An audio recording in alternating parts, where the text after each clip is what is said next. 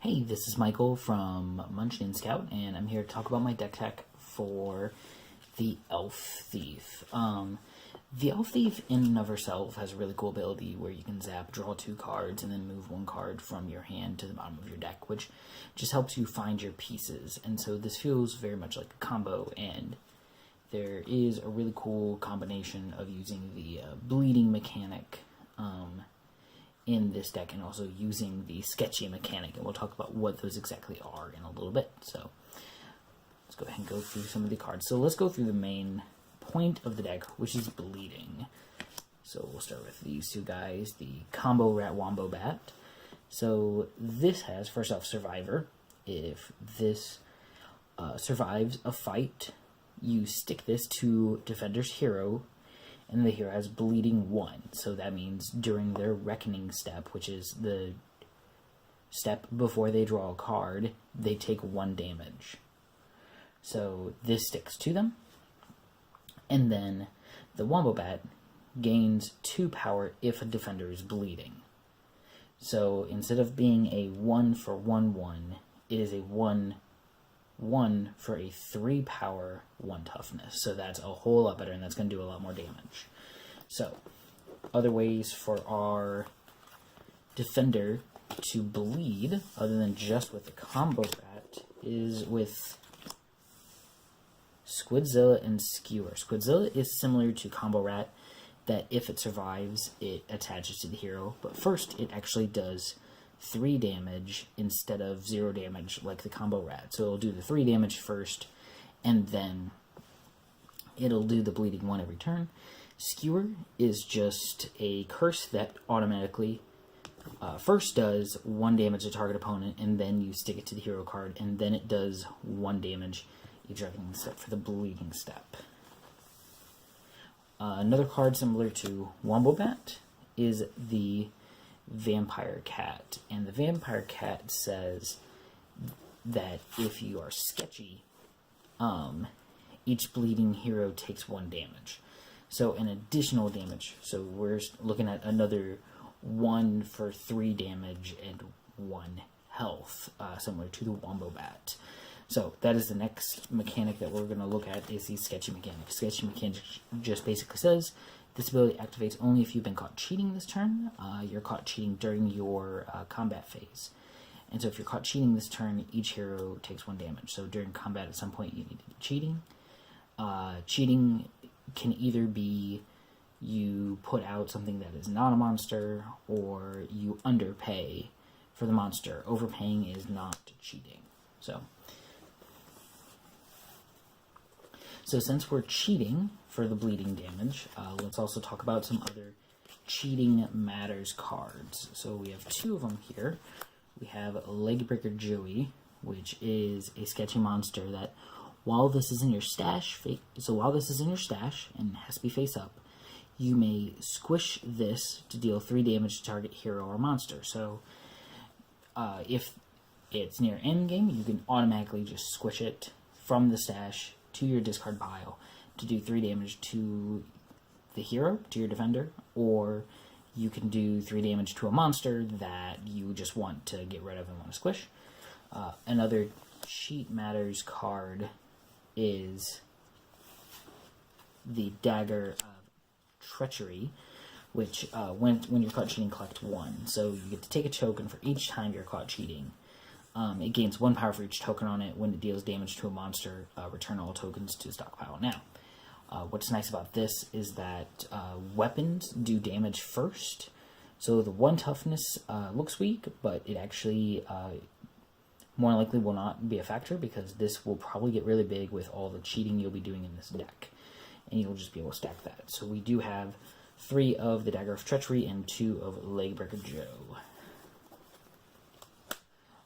Let's just real quick, just to highlight, we have Honest Owl's Casino, which is just a location that during each hero's reckoning step, either all heroes spill 1, or which spilling is move 1 card from your deck to the discard pile. 2 through 5, all heroes take 1 coin, or 6, all heroes draw 1 card. So it is an advantage for both your sides, but you really like this for ramping and also for drawing cards. There is no maximum hand size, so you could just hold on to a bunch of cards and just keep attacking and keep cheating so that you can build up your either Dagger of Treacheries, or you can keep coming at them with the Vampire Cats and keep doing bleeding damage to them. So yeah. So definitely that location benefits you more than them. Looking at some of our Mischief cards, we have Whack, which I find to be a very good early game card that, for one, target hero discards one card at random. What's nice is that at random, if they only have one card, that's the card they're going to discard. If they have a bunch of cards, it may be a card that they really like. So, we also have Nope, which is prevent up to 3 damage to you. For each damage, prevent this way, deal 1 damage to any target. So any target, meaning it can be an ally, it can be a monster on the stash, or it can be towards a hero. So you can prevent up to 3 damage to your hero, and you can then move the damage to anywhere that is necessary for that. So we're running a play of 3 of those. Stabby stab, a lot of your defenders are going to be running away after they figure out kind of what you're going to be doing, and then as they're running away, get punished for that and taking 2 damage, which is really nice. Running 2 of those. We are going to run 1 silent but deadly. There are a lot of curses in this set, so this is a nice kind of insurance. That squish target card stuck to your hero or loot. Target opponent takes 1 damage. So that's very just nice insurance, just if something is if you can't handle a certain card being attached to your hero or something on your loot, this will help out with that. So let's look at our defense. We only have 2 allies in this deck, just our cheap ones. So Chunky Funky, which is a 1 for 5 toughness, which is going to block most things in this deck and still live, cannot be committed into fight unless you pay 1, which is not going to be a big deal. We're going to be ramping a lot, and this can even be used late game, which is very nice. And then also Bertha, which is a 1 for 3 toughness, so that's nice too. We're going to have 3 of the Chunky Flunkies and 2 of the Berthas. For weapons, along with our Dagger of Treachery, we have Automatic Machine Bow, which is nice because we'll be having some money so we can unzap it if they are moving into long attack phases with a lot of monsters. So, nice. Also, we have our Flaming Armor, which when we zap this, we prevent up to 3 damage dealt to your hero by target monster. So just kind of help prevent some damage that way, which is really nice. We're running 1 of those, and then we're also running 1 Platinum Lockpick. Zap to pay 1, look at the top card of the opponent's deck, either move it to their discard pile or return it to the top of their deck.